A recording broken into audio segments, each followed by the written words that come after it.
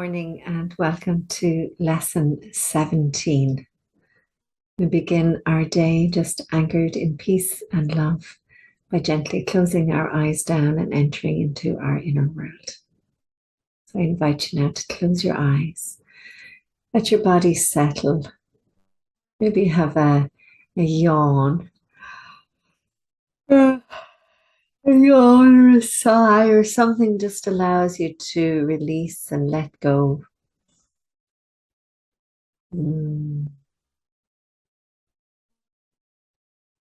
Such a beautiful way to begin the day like this. Sharing, our offerings to the universe, resting into our bodies and practicing the Course in Miracles.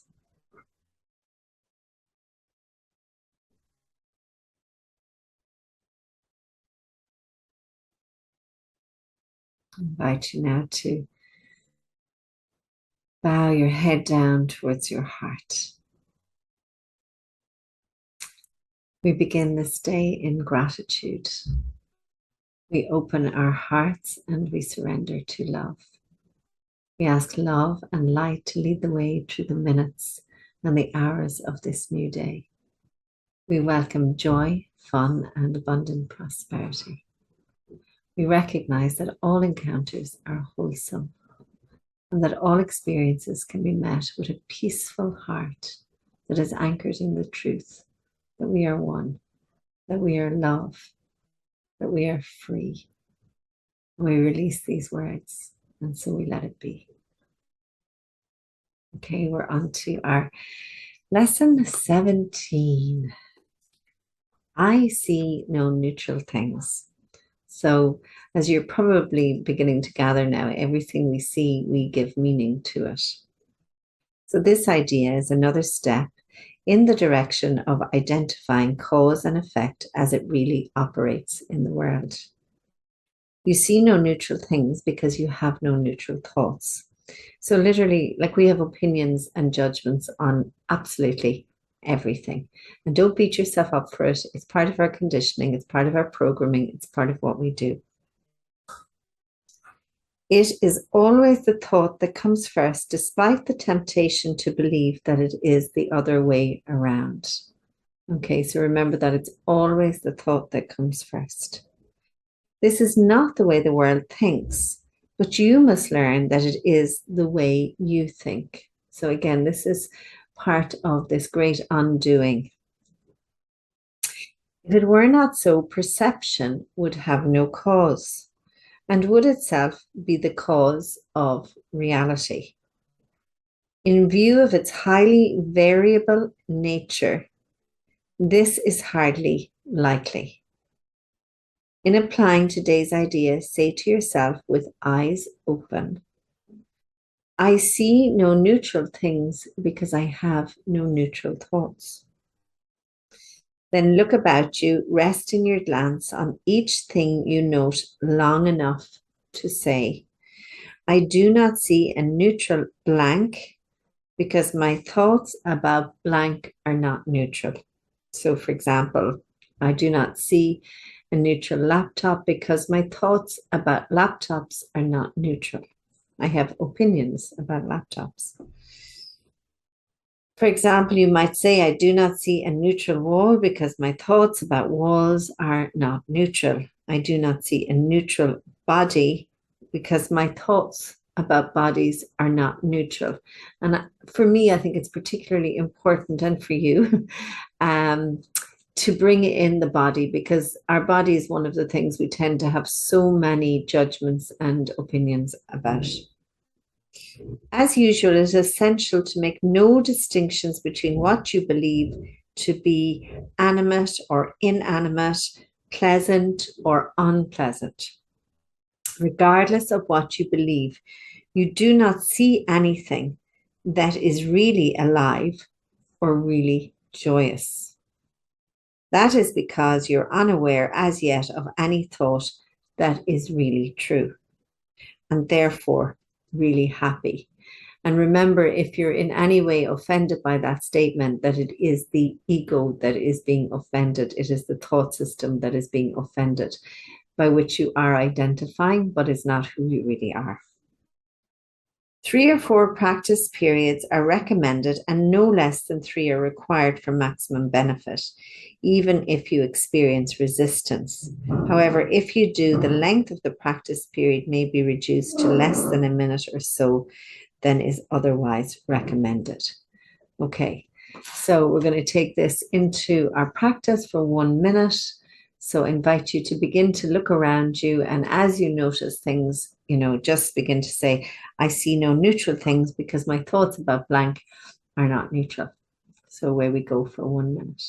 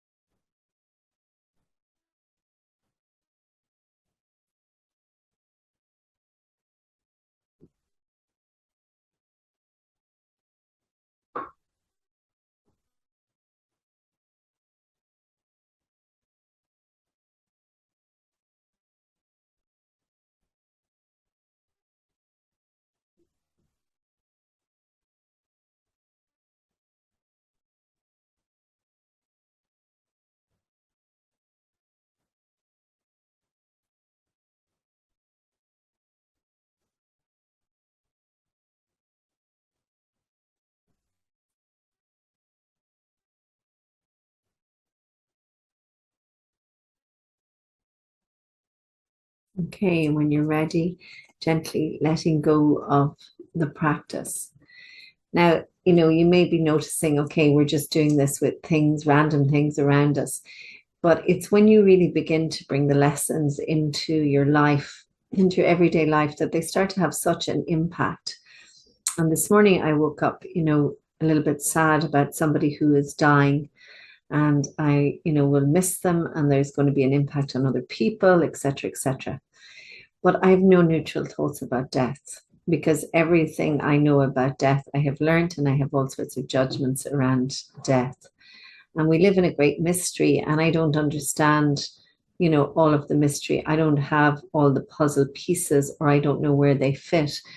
And so I can get carried away with stories and opinions and judgments.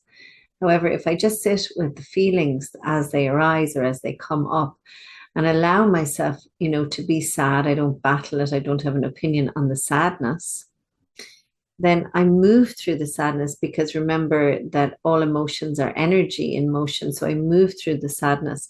Beneath the sadness, there is an internal peace and joy that is the truth of who I be, of who you be, or who you are. And that's what we're trying to access. That's what we're wanting to access when we're doing these exercises, is just to start realize that matter doesn't actually matter. But we tend to get very caught up in matter. And we try to find security by having a lot of matter, a lot of forms, a lot of stuff around us. But our peace lies somewhere else. It's somewhere deep within us. And each day we're lifting the veils of illusion and moving closer and closer to knowing that deep well of peace that is inside each and every one of us. So you're going to practice this another 2 or 3 times today. I think 2 more times actually is the recommendation. And just let it go right now. You've just done your first practice, and we'll take a little time of meditation.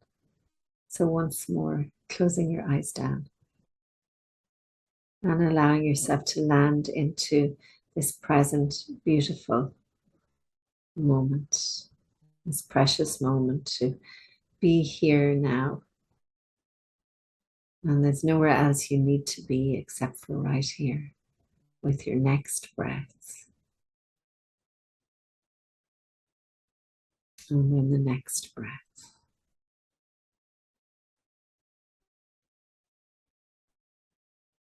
Just watching the breath with ease and with grace.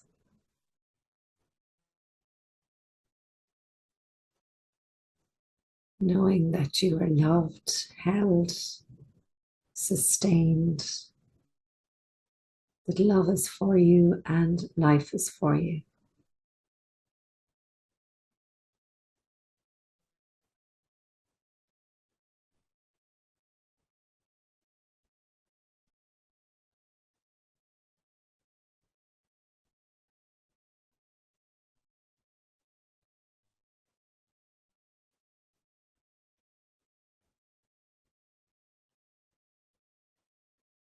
Getting more and more used to being still and being quiet and present.